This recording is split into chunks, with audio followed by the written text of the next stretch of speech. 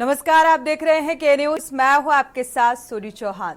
देश का बजट और बजट को लेकर प्रतिक्रियाएं भी सामने आ रही हैं। मोदी सरकार के तीसरे कार्यकाल का पहला बजट पेश हो चुका है। वित्त मंत्री सीतारमण ने 2024-25 के लिए बजट पेश किया और बजट में नीतीश कुमार का बिहार और चंद्रबाबू नायडू का आंध्र छाया रहा।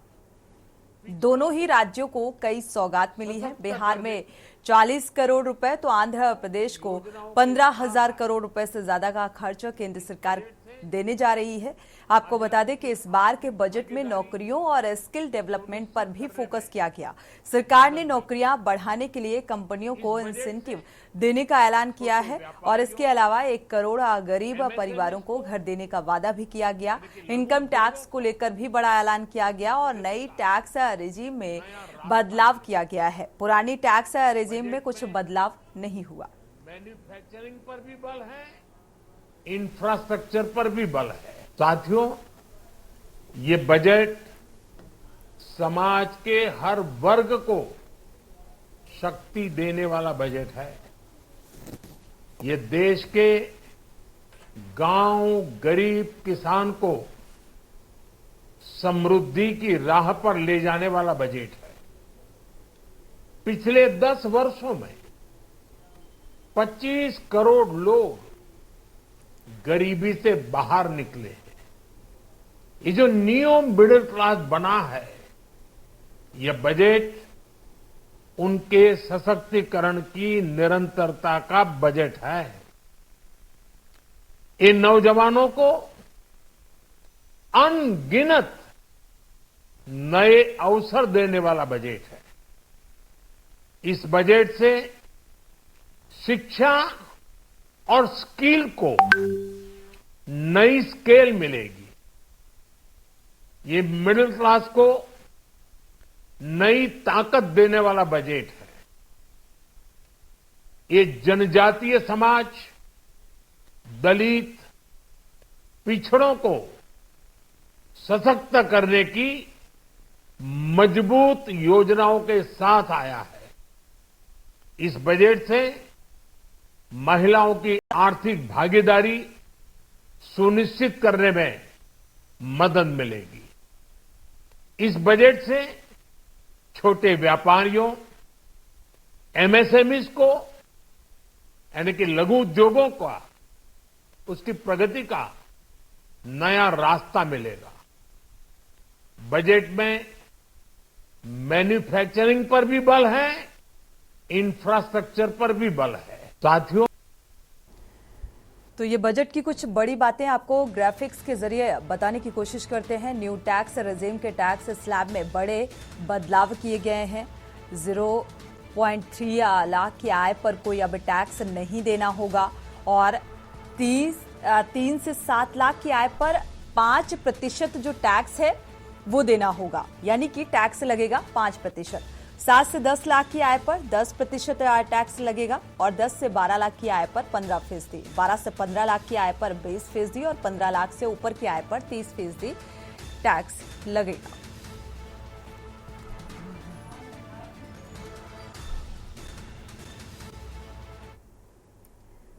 बढ़ते आगे और बात करते हैं आंध्र बिहार की। बल्ले बल्ले। वित्त मंत्री निर्मला सीतारमण ने अपने 7वें बजट में बिहार से लेकर आंध्र प्रदेश को लेकर कई सारी योजनाओं की घोषणाएं की। बिहार को भले ही स्पेशल स्टेटस का दर्जा नहीं मिला हो, लेकिन सरकार ने बिहार को कई सारी योजनाओं की सौगात दी है और बजट के जरिए केंद्र सरकार ने नीतीश कुमार को खुश करने की कोशिश भी की है। आपको बता दें कि इस बार के लोकसभा चुनाव में बीजेपी को इतनी सीट नहीं मिल पाई थी कि वो अपने बूते पर सरकार बना ले और इस बार की सरकार एनडीए की सरकार है और बिहार की पार्टी जेडीयू और आंध्र प्रदेश की पार्टी टीडीपी बीजेपी के सबसे बड़े सहयोगी दल हैं। दोनों ही सहयोगी अपने अपने राज्य को विशेष राज्य का दर्जा देने की मांग कर रहे थे और विशेष दर्जा तो नहीं मिला, लेकिन आंध्र प्रदेश और बिहार को बजट में सबसे ज्यादा तवज्जो दी गई है और इतनी तवज्जो कि विपक्षी दलों ने भी इसे लेकर कटाक्ष किया है। चंद्रबाबू नायडू की पार्टी टीडीपी पहले भी एनडीए का हिस्सा रही थी और 2014 का चुनाव बीजेपी और टीडीपी ने साथ ही लड़ा था, लेकिन आंध्र प्रदेश को विशेष राज्य का दर्जा देने के मसले पर टीडीपी ने बीजेपी से नाता तोड़ दिया था और इस मुद्दे पर लगातार बीजेपी को घेरा भी जा रहा था। और इस बार चुनाव से पहले फिर टीडीपी एनडीए में शामिल हो गई, लेकिन आंध्र प्रदेश में विशेष राज्य का मुद्दा अभी भी जिंदा है और अब टीडीपी की विरोधी पार्टी वाईएसआरसीपी विशेष राज्य का दर्जा के मुद्दे को हवा दे रही है। और यही स्थिति बिहार की भी है, जिसको देखते हुए केंद्र सरकार ने आम बजट में आंध्र और बिहार को विशेष पैकेज दिया है।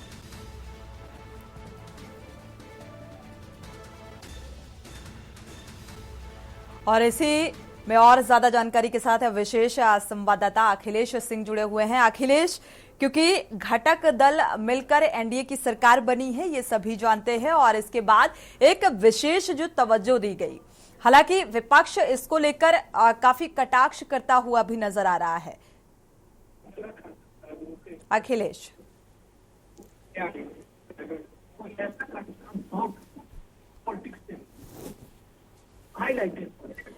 अखिलेश, आपकी आवाज क्लियर नहीं है। चलिए दोबारा से संपर्क करने की कोशिश करते हैं। तकनीकी खामी के चलते फिलहाल आवाज नहीं मिल पा रही है, क्योंकि इस बार जिस तरीके के जो नतीजे निकलकर सामने आए लोकसभा चुनाव में, यानी कि सरकार बनाना एनडीए के लिए बेहद मुश्किल था, और जो घटक दल मिलकर सरकार बनी टीडीपी और जेडीयू, और इसी के चलते विपक्ष ये मान रहा है, इसीलिए आंध्र प्रदेश और बिहार को विशेष तौर पर इस बजट में तवज्जो दी गई है, क्योंकि देखा जाए एक विशेष राज्य का दर्जा दिए जाने की भी मांग की जा रही थी। हालांकि इस पर तो मुहर नहीं लगी, लेकिन एक विशेष पैकेज जरूर दिया गया है और इसी के तहत सुनिश्चित होगा तो बक्सर देखा जाए 2 लेन पुल को भी मंजूरी, और एक विशेष पैकेज जिसको लेकर लगातार विपक्ष इस बजट को लेकर भी सवाल उठा रहा है। अखिलेश सिंह विशेष संवाददाता इसी खबर पर जुड़े हुए हैं। अखिलेश, देखा जाए तो इस बजट को लेकर विपक्ष लगातार सवाल उठा रहा है, और ये भी कहा जा रहा है विपक्ष की तरफ से कि ये जो विशेष तवज्जो दी गई है आंध्र प्रदेश और बिहार को, इस लिहाज से क्योंकि ये सहयोगी दल हैं जिनके जरिए ये सरकार बनी।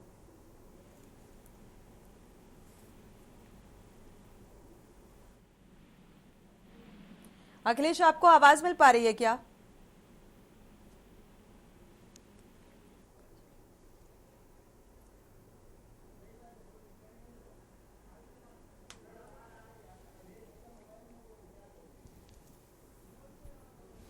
अखिलेश, आपको आवाज मिल पा रही है? चलिए फिलहाल संपर्क टूट गया है, आवाज नहीं क्लियर है, और आंध्र और बिहार को एक विशेष जो पैकेज है देने के बाद अब बयानबाजी का दौर शुरू हो गया है, और ये कहा जा रहा है कि भाई नीतीश कुमार को खुश करने की कोशिश की गई है, क्योंकि वरीयता और आने वाले समय में ये बजट कितना किफायती साबित होगा ये देखना होगा। तो नीतीश कुमार को बजट से खुश करने की कोशिश की गई है। लगातार विपक्षी दल ये आरोप लगाते हुए नजर आ रहे हैं, जिस तरीके से आंध्र प्रदेश और बिहार को एक बड़े पैकेज का ऐलान किया गया।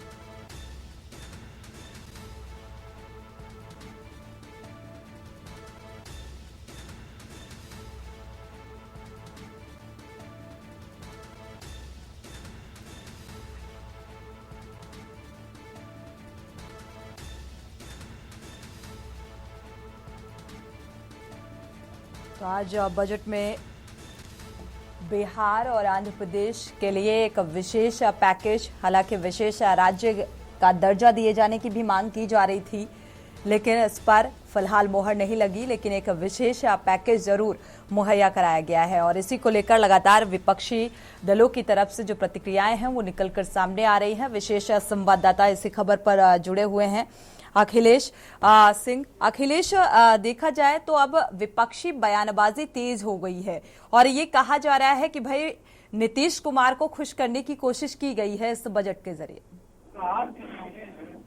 बिहार में राजनीति बजट सेशन पर भले ही हो रही हो, लेकिन जिस प्रकार मोदी सरकार यानी कह सकते हैं वित्त मंत्री निर्मला सीतारमण ने बजट पेश किया और बजट पेश करने में बिहार को जो भी दिया गया है उसमें अगर देखें तो मोदी सरकार की तरफ से जो सहयोगी गठबंधन है, खासकर नीतीश कुमार, चिराग पासवान और जीतन राम, तीनों को एक साथ साधने का बजट में काम किया गया है।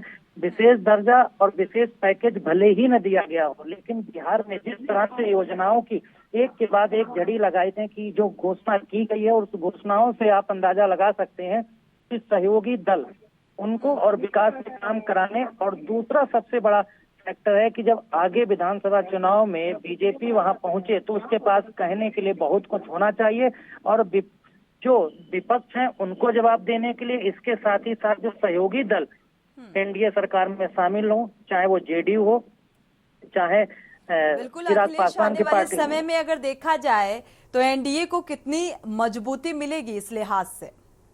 बिल्कुल, आपको पता है बिहार के लिए जो स्पेशल पैकेज में दिया गया तो आप समझिए कि 24,000 मेगावाट का प्रोजेक्ट जो लगना है उसके लिए 21,000 करोड़ का पैकेज दिया गया। इसके साथ ही साथ आपको 3 एक्सप्रेस वे बिहार में बनाने के लिए घोषणा की गई है कि पटना पूर्णिया एक्सप्रेस वे होगा, बक्सर भागलपुर एक्सप्रेस वे होगा, बोधगया राजगीर वैशाली दरभंगा एक्सप्रेस वे होगा।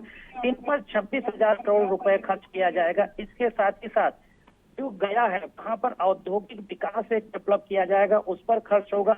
इसके बाद ही तो वहां बोधगया में पूर्वोदय एक योजना है, उसके तहत वहां पर जो पर्यटन को बढ़ावा देना है, धार्मिक स्थल हैं उनको बोधगया को विकसित करना है। तो इन तमाम चीजों को लेकर जो बजट में व्यवस्था की गई है उससे आप साफ अंदाजा लगा सकते हैं कि एक तो सहयोगी गठबंधन, दूसरा जब बीजेपी बिहार चुनाव आगामी विधानसभा पहुंचेगी तो उसके पास कहने को और विपक्ष को जवाब हो। हालांकि विपक्ष की तरफ से विशेष पैकेज और विशेष दर्जा देने की बात लगातार उठाई जा रही है, लेकिन भारतीय जनता पार्टी ने एनडीए सरकार की तरफ से जो बजट में बिहार के लिए घोषणाएं की गई हैं उससे ऐसा ये है कि कहा जा सकता है विपक्ष को एक जवाब दिया गया है। सहयोगी गठबंधन के साथी हैं उनको संतुष्ट किया गया है और आगामी विधानसभा चुनाव में जब बिहार में चुनाव प्रचार करने बीजेपी उतरेगी तो उसके पास कहने के लिए बहुत सारा मसाला बिल्कुल होगा। सहयोगी दलों में कोई देखा जाए ये जो गठबंधन है ये टूटे ना या किसी भी तरीके का कोई मतभेद ना हो, इस बात का बखूबी ख्याल रखा गया है अखिलेश। बिल्कुल, जो बजट से आप सीधा से सीधा अंदाजा लगा सकते हैं कि आप देखते हैं कि हम पार्टी के जीतन राम मांझी है, उनके क्षेत्र यानी गया से जहां वो सांसद चुनकर आते हैं उसके विकास के लिए अच्छा पैकेज दिया गया। औद्योगिक विकास वहां डेवलप किया जाएगा। उसके साथ ही पुल निर्माण करने के लिए अलग से पैकेज दिया गया है। 2400 मेगावाट बिजली का जो संयंत्र वहां पर लगना है उसके लिए 21,000 करोड़ का पैकेज दिया गया है। उसका पुल के निर्माण के लिए दिया गया है। तो इस तरह की और 3 एक्सप्रेस बिहार में बनाए जाने हैं। तो इन तमाम चीजों को लेकर पर्यटन को डेवलप करने के लिए बोधगया के मंदिरों को डेवलप करना है, उनको लेकर करना है। राजगीर में पर्यटन केंद्र डेवलप करना है। तो इतनी योजनाएं दी गई। इसके साथ ही अलग अलग आगे भी प्रोजेक्ट दिए जाने और पैकेज दिए जाने की जो घोषणा की गई है। और बिल्कुल अखिलेश, शुक्रिया इस तमाम जानकारी को साझा करने के लिए। तो फिलहाल जिस तरीके से आंध्र प्रदेश और बिहार को तवज्जो दी गई है ये दर्शाता है कि सरकार की प्राथमिकता में या जो ये बजट रहा वो फिलहाल सभी राज्यों को एक समान नहीं देखा गया, कहीं न कहीं भेदभाव किया गया है। आगे बात करेंगे नाउम्मीद बजट की इस एक छोटे से ब्रेक के बाद। आप देख रहे हैं के न्यूज, खबरों का सारथी। ब्रेक से वापस आ रहे हैं और बात करते हैं नाउम्मीद बजट की। आम बजट 2024 को लेकर हर कोई अपनी प्रतिक्रिया दे रहा है और प्रतिक्रिया इस तरीके से सामने आ रही है। इसी क्रम में समाजवादी पार्टी के अध्यक्ष अखिलेश यादव ने भी केंद्र सरकार के आम बजट को लेकर प्रतिक्रिया दी है और क्या कुछ कहा है वो आपको सुनाते हैं। इंटर्नशिप परमानेंट नौकरी नहीं है या और जो व्यवस्थाएं बनाई जा रही है बजट के माध्यम वो पक्की नौकरी नहीं है। समाजवादी पार्टी का मानना है कि बजट के माध्यम से जब जनता ने आपको तीसरी बार चुन करके भेजा है तो पक्की नौकरी के लिए क्या इंतजाम है। और कहने को कह रहे हैं कि हम जो एडिबल ऑयल है, चाहे वो मस्टर्ड, सेस्मिक, आपका सोयाबीन, आपका ग्राउंडनट, सवाल ये नहीं है। सवाल ये है कि बाजार को आपने 10 साल किसकी मदद की जिससे बाजार में वो खाने पीने का रिफाइंड तेल भर गया जो बाजार में आज पक्की तरीके से खड़ा है। तो आप किसान को क्या एमएसपी देंगे? क्या हॉर्टिकल्चर क्रॉप्स के लिए आपके पास कोई एमएसपी देने का इंतजाम है? किसान तो एमएसपी मांगना चाहता है, आप एमएसपी देना नहीं चाहते हैं। हॉर्टिकल्चर जो क्रॉप्स हैं क्या उसके लिए एमएसपी की आपके पास तैयारी है? अगर हॉर्टिकल्चर क्रॉप्स के लिए आपको एमएसपी की तैयारी नहीं है और आप फसल की तैयारी नहीं कर रहे हैं, आप एग्रीकल्चर इंफ्रास्ट्रक्चर के लिए आप पिछली बार भी कहा था कि 1 लाख करोड़ रुपए हम दे रहे हैं, अगर मंडियां नहीं बनाएंगे, ये सरकार बताए कि यूपी में अगर एक भी मंडी बनाई हो तो जो मंडी नहीं होगी किस स्थान पर किसान ले जाए अपनी फसल की कीमत पाएगा?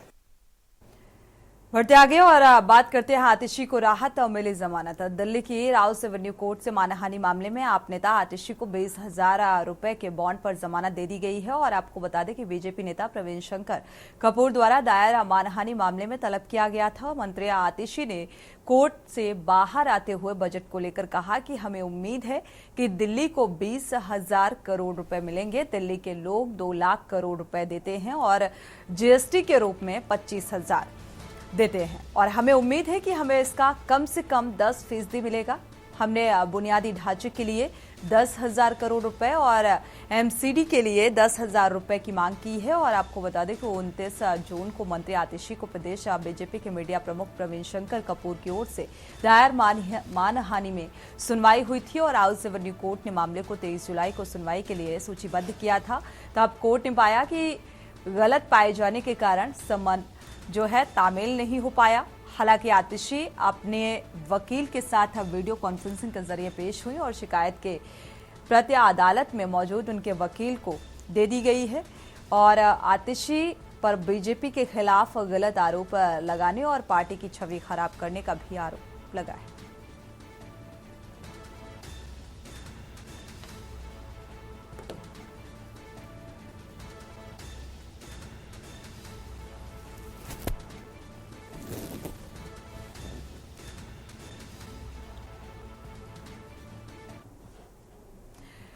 आगे बात करते हैं अपनों का खून मारा गया मासूम। अंबाला के नारायणगढ़ इलाके में जमीनी विवाद को लेकर रिटायर्ड फौजी ने अपने मां बाप और छोटे भाई के परिवार पर कातिलाना हमला बोल दिया और इस दौरान फौजी समेत 5 लोगों को मौत के घाट उतार दिया गया और उन्हें वहीं पर जलाने की भी कोशिश की गई। हत्यारे फौजी के घायल पिता ने पुलिस को सूचना दी और पुलिस ने आकर सभी शवों को कब्जे में लेकर पोस्टमार्टम हाउस भिजवाया। फिलहाल पुलिस ने इस मामले में संलिप्त सभी लोगों को गिरफ्तार कर लिया है।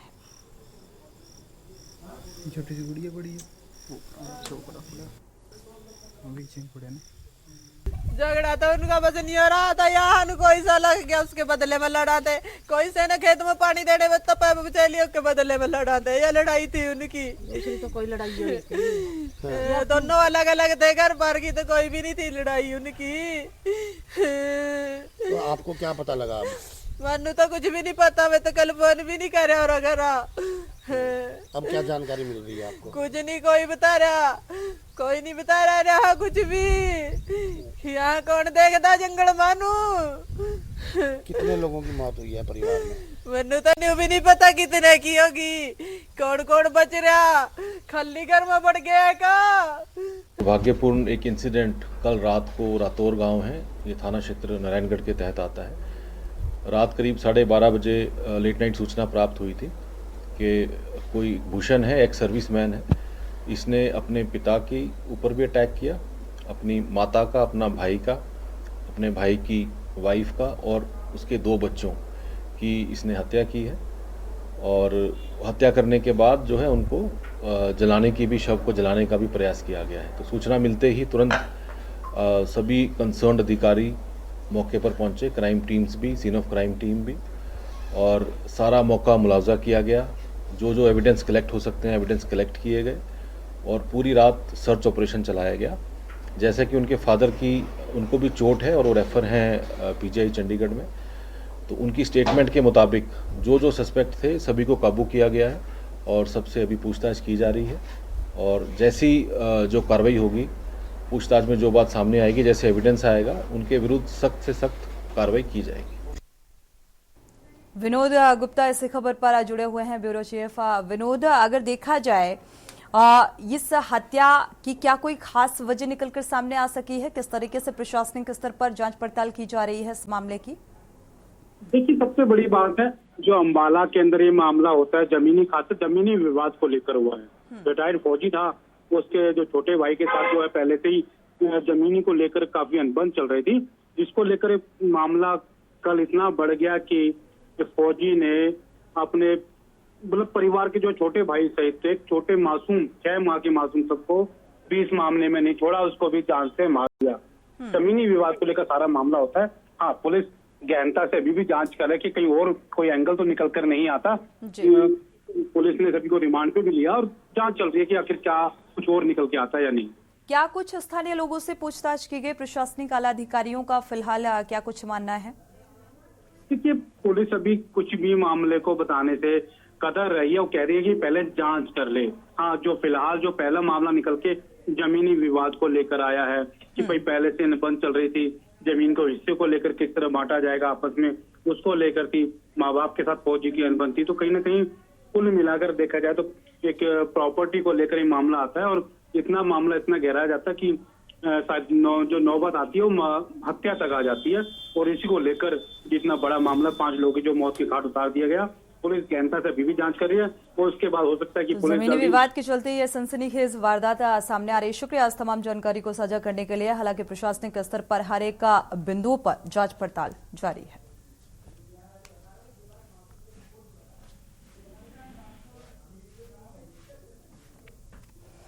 बढ़ते आगे और बात करते हैं कारण का खास आत्मदाह का प्रयास। संत कबीर नगर में डीएम ऑफिस के सामने एक महिला ने पेट्रोल डालकर अपने परिवार के साथ आत्मदाह का प्रयास किया। हालांकि मौके पर मौजूद पुलिसकर्मियों ने उन्हें ऐसा करने से रोक लिया। चिल्लाती रही, मुझे अब नहीं जीना है और इसके किसके सहारे जिए? माफियाओं पर कार्रवाई क्यों नहीं हो रही? आखिर मुझे इंसाफ क्यों नहीं मिल पा रहा? और सरकार क्या कर रही है? ये तमाम सवाल और परिवार को अपने हिरासत में ले लिया गया है और उनसे बातचीत कर समस्या का समाधान करने की कोशिश में पुलिस जुटी हुई है। और पूरा मामला खलीलाबाद का बताया जा रहा है। कोतवाली थाना क्षेत्र के महुई गांव का है, जहां एक माह पूर्व जमीनी विवाद के चलते निजी स्कूल के प्रबंधक धर्मेंद्र यादव की गोली मारकर हत्या कर दी गई थी। और उसी मामले को लेकर पत्नी सुमन यादव ने जिला प्रशासन ने आरोपियों को भूमाफिया बताते हुए उन पर कड़ी कार्रवाई और अवैध जमीनों को ध्वस्त और खाली कराने की मांग की थी। लेकिन अभी तक कोई कार्रवाई न होने से पीड़ित परिवार ने जिला अधिकारी कार्यालय पर पहुंचकर अपने ऊपर पेट्रोल डालकर आग लगाने की कोशिश की।